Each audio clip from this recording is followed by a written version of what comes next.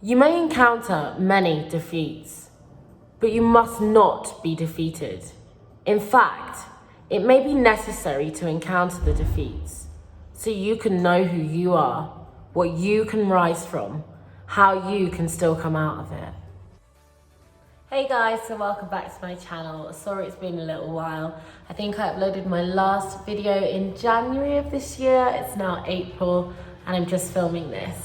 The last video was my first Arnold's, which was back in March 2019, so sorry about this order, it's not very chronological. And right now I'm sitting in Colombia. I'm just in the hotel in Bogota at the moment and I've got a bit of free time on my hands. So I thought I'd eventually get around to doing my reflection video on the Arnolds. But I thought the best way to kind of get to that point is to explain my bodybuilding history up to that point. So we're gonna go back in time, back to the beginning of my bodybuilding career. The beginning of my bodybuilding career couldn't have gone any better. In my very first competition, where I competed in toned figure, I placed first and won the Best Poser Award with the PCA in Jersey, September 2017.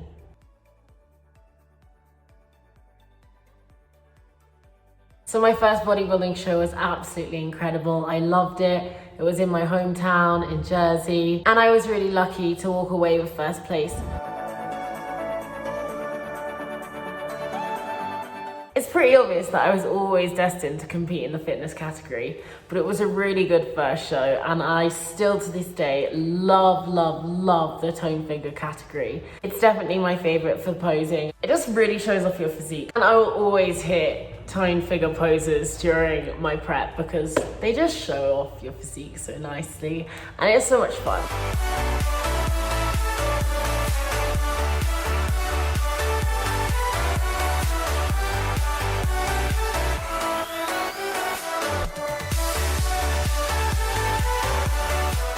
Best Poser Award goes to competitor number 34, Carre.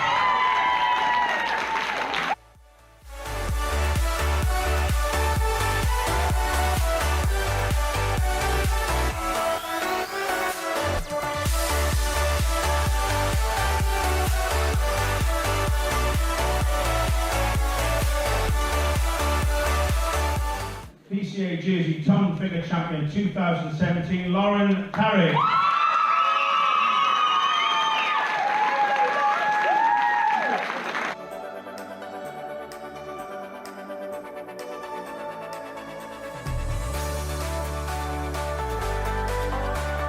So it was awesome in the Jersey show. Not only did I win toned figure, I also won Best Poser Award. So after the Jersey show, I kind of had some time off and I thought, you know, if I was gonna make a go of this again, if I was gonna put that much effort into another show, it had to be in fitness. I mean, that's where my skills lie. It's where my background lies, gymnastics, dancing. So it made sense that I would always go to the IFBB and try and compete in the fitness category.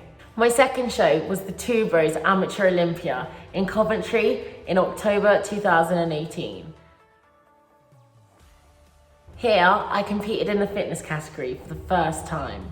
I won the class and walked away with my pro card only 2 years and 7 months after I began weight training. Only 1 year and 1 month after my very first show. My prep for this show had gone really well. I'd had my boobs done in February 2018 and I started training again, I think about 7 weeks after the operation. Then I started dieting around June. I think it was about June the 29th and the competition was in October.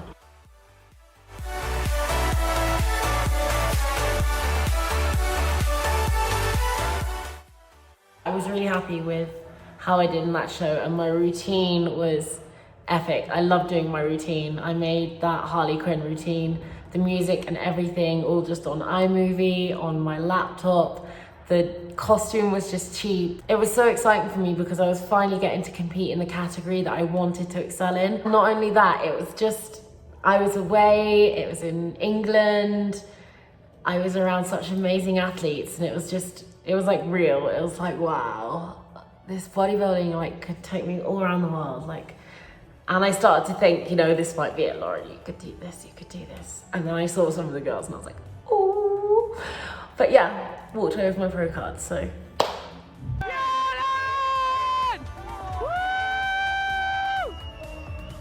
And please take the first place award, the IFBB Pro Card, and the title of 2018 Amateur Olympia Fitness Champion to your winner and new IFBB Pro, number 332, Lauren Carre.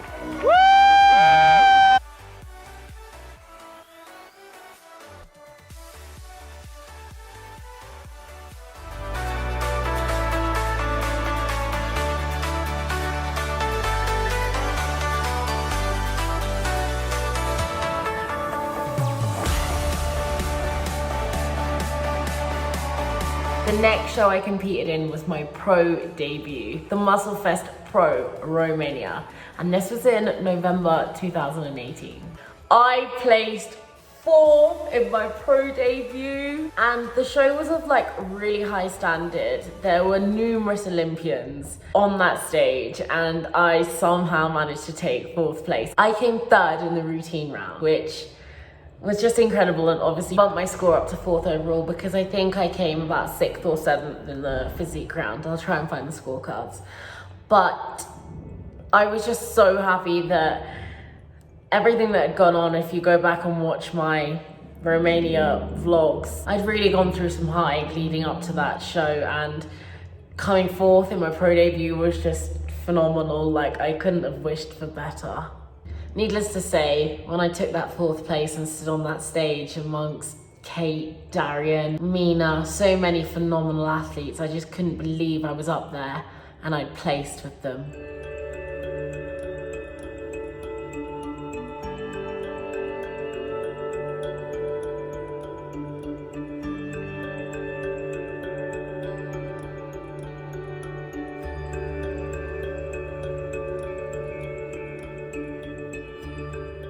After my initial success with my pro career and wanting to sort of keep up momentum, I decided I was going to apply for the Arnolds, both the Arnolds Australia and the Arnolds Ohio. So they were the following March, so March 2019. I wrote out an application for the both of them. To my surprise, I was invited to the Arnolds in Melbourne. The invite came through around January time. And yeah, I'd really sort of blown it from my last show in November. I was already out of condition in Romania compared to the commentary show, and things just took a downward spiral from then.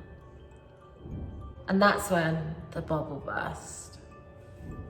Ladies and gentlemen, that takes us into our pro fitness. Can we call from the Channel Islands, Lauren Carre? So, I don't think I'd actually said this out loud on camera or even written it on an Instagram post since it happened. Maybe I just thought if I didn't say it that way, it wouldn't be true. But I came last at the Arnolds, and it was just heartbreaking, like actually heartbreaking. I don't think in my entire lifetime or sporting career, if you add up like dancing, gymnastics, karate, like everything I've done, I don't think I've ever come last. I had a few 2nd and 3rd places, like, you know, in dancing and gymnastics and stuff, but last, it was like a really bitter pill to swallow. And although I said it was heartbreaking, it didn't really come as like a huge shock or a surprise. I literally can't even look back on the photos of the Arnolds now. I just cringe, like I was so not ready. I was so out of shape. There's a million excuses as to what happened, but ultimately it was like down to me. It was my fault. Yeah, like it was a tough year. Go back and watch the vlog, just see what was going on. And basically after Romania, I was just terrible. I ate loads over Christmas, didn't stop eating. I was also drinking a bit, and alcohol and me just don't get on. I put on body weight like I could blow up around the face, around the tummy. And so obviously that extra food and drink I'd had between November and January, and I'd been dieting for so long, from like June the year before, remember? So having this just like influx of calories and shit food, and just honestly it was so bad. I just blew up like a balloon. And I've done this in previous preps, and I just wish I'd stop it. I kind of learnt this year, gosh, this is so confusing with the timeline. Excuse the traffic. But I kind of learnt this year when I came out of my prep for the Arnold's 2020 how to reverse diet properly and not blow up like a balloon, because I'm good at that. So I put on a substantial amount of weight and a substantial amount of body fat, and you get the invite, I think it's about 10 weeks or something before the show. So if you can imagine, I'm like, probably like, I don't know, 30, 40 pounds above stage weight, like haven't trained consistently, it just all went to pot really, everything that had happened. Like I processed it and it hit me like a ton of bricks, and I just wasn't being me. So I got this invite and I had to decide, like, was I gonna take it? It was such a massive opportunity. I believed in myself at the time that I could get back onto my diet, that I'd adhere to my diet, that I was gonna say stick to my training, but training's never the issue with me. I love training. I will train always. Okay, I wanna train if I'm happy, I wanna train if I'm sad, if I'm angry. Training's never the issue. It's always diet. Diet is the issue with me. And my head was in such a bad place with food and diet. And to be honest with you guys, also just like, I'd abused fat burners and I'd taken far too much, far too many, and my body was just shut down and I needed a break. But it was such a massive opportunity and the ball had been really rolling, and it had been such a great year that I decided to accept and do the Arnolds. During that prep, I just wasn't being honest with myself, with my coach, with a lot of things, you know. It was just, and a lot of it was down to the binge eating that I'd found myself caught up in. And it's hard to think back to it now because it was just so crazy, like so, and I think people who have binged will relate to this, and other people will just be like, well, you're crazy, but like so animalistic, like almost like survival mode. Like I was starving. Like I would wake up in the middle of the night and go downstairs and like finish an entire box of cereal, like a family bag of crisps and any chocolate bars were in the house, and I was like a woman possessed. I could not just stop shoveling this food in me, and it was awful, and it didn't make me feel good. It made me feel so sick, but like I just continued to do it. It was just a hard period in my life and a hard cycle to be stuck in, because I knew how detrimental it was and it wasn't even enjoyable, but I was just stuck doing it. And I do want to this day, it had something to do with the eating disorder that I'd had in the past. I did suffer with sort of, well, never a diagnosed, but an anorexia type of condition where I would restrict food to a ridiculous point. Sorry, the joys of trying to film this in a busy hotel. So following on, I don't know if it was from this eating disorder where I'd really restricted my calories heavily in the past to get to like my ideal body weight. I was really successful, if that's the word, at just cutting calories, eating like once a day and just hammering cardio. So that was like my background. So I don't know whether the little calories I found myself on because I've been dieting for so long, I kind of like rebounded like I'd always do when I went into those eating disorder episodes in my life. And I'd yo-yo back and I'd put all the weight on. So I was getting to such a lean body weight and then putting all that rubbish in my body and just blowing up. And I thought that getting the invitation to the Arnolds would be the thing that would stop this for me. I really thought it would. I thought it would be the kick up the arse I needed, and I just would stop it, just magically. But when it's a psychological disorder like that and you're binge eating and it's not even out of a place of hunger anymore, it's psychological, it's a comfort thing. It's the total opposite of the disorder I'd had where I was restricting my food and that's how I had control. I just lost complete control. And because it was in my head, the invite to the Arnolds didn't stop it. That wasn't going to be enough to stop it. You know, in order for me to overcome my binge eating, I had to look within myself. I had to realize what my triggers were. I had to realize, can you hear this music? I had to realize why I began to binge eat, and that's how I got to the bottom of how I stopped it. There's probably another subject for another video, and hopefully I'll get around to sharing that with you guys, because I truly do think that going forward, because I've now dealt with this issue and I faced it head on, I know how to avoid it, and I've successfully done another prep, my Arnold's 2020 prep. My Arnold's 2020 prep, I know that I've overcome my binge eating, so I will share that with you guys soon. Unfortunately, on the 15th of March, the Arnold Classic Australia was cancelled due to COVID. I had another 6 days to go before the competition. I still had water manipulation to do, carb loading, and I truly believe that I was on course to redeem myself from the Arnolds the year previously. So obviously I was gutted it was cancelled, but c'est la vie. I'd learnt a lot from the mistakes I'd made the previous year. And I know that going forward, if I just put all of this together, I can have a really successful year. But yeah, I knew leading into the competition in Australia that I wasn't in a great position. I was still doing cardio for fat loss, like the days leading into the competition. It was just absolutely ridiculous. Looking back, because I cringe so much at the footage and the photos, I'm like, I wish someone had stopped me. But at the same time, it was such an honor to get the invite. And I've been talking with Tony Doherty throughout, and I've been expressing my concerns that I wouldn't be ready. But it was just such an opportunity. I couldn't not go. I couldn't turn it down. How could I? It's like massive regret in my life, and I'm gutted I didn't get a chance to redeem myself this year, but you know, I was proud that I'd continued with all that was going on with the binging and everything else, that I'd made it to that stage, but I was also just so aware that I felt like I'd let so many people down. Tony for inviting me, all the people that had organised the show. To be honest, I felt like I let the other athletes down, you know. Turning up the way I was, I'm not in condition. I was meeting some of my all-time heroes, and yeah, it was embarrassing. That's all I can say, but it 100% gave me the drive and the motivation to never ever show up like that ever again on stage. So everything happens for a reason.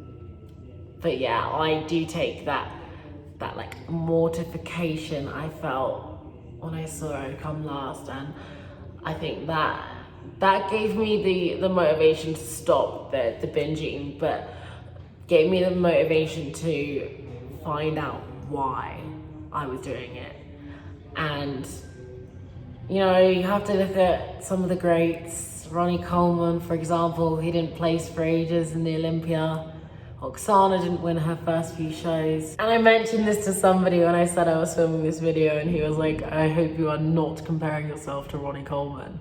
Absolutely not, you know, but the message is there. You can come back, and I will come back, and I'm excited. I'm excited to come back. I think you have to take lessons from failure. You have to fail forward. You have to take the negatives, and as Biggie Smalls said, take the negatives and turn them into positives. So from that experience, I learned a lot of lessons. It hit me hard for a long time, and my next video kind of brushes over that in a weird, rambling way. I recorded it way back when. But after that period in my life, you know, I really processed what had happened. I reflected on everything, and it gave me the drive and the motivation to eventually move to Melbourne. So every cloud has a silver lining, guys, every cloud. And I hope that eventually, when the world sorts itself out and I can compete and I've had a good structured off season, I can come back and I can show you guys that you can come back from defeat, that you do fail forward, that these things are necessary in life to make you excel as a person. People that are successful have failed thousands of times, and that's the lesson I'm gonna take from the Arnolds. I'm gonna let go of any shame and embarrassment I had surrounding it, and it's just up to me to show to myself and to others that I can do it, I can come back in condition, and I will prove it, and I will get to that Olympia stage one day. Please, if you like the video, don't forget to like, comment and subscribe, and I will be back soon with the next video that I mentioned. A couple more from moving to Melbourne. And believe it or not, I'm actually gonna start editing the vlogs, the travel vlogs that I have been filming for 10 months now and haven't edited. So you'll be able to see exactly what we've been up to for almost the past year since I left Melbourne. Thanks for watching, guys, and remember, if something hasn't gone your way, there's always a reason for it. Have a great day.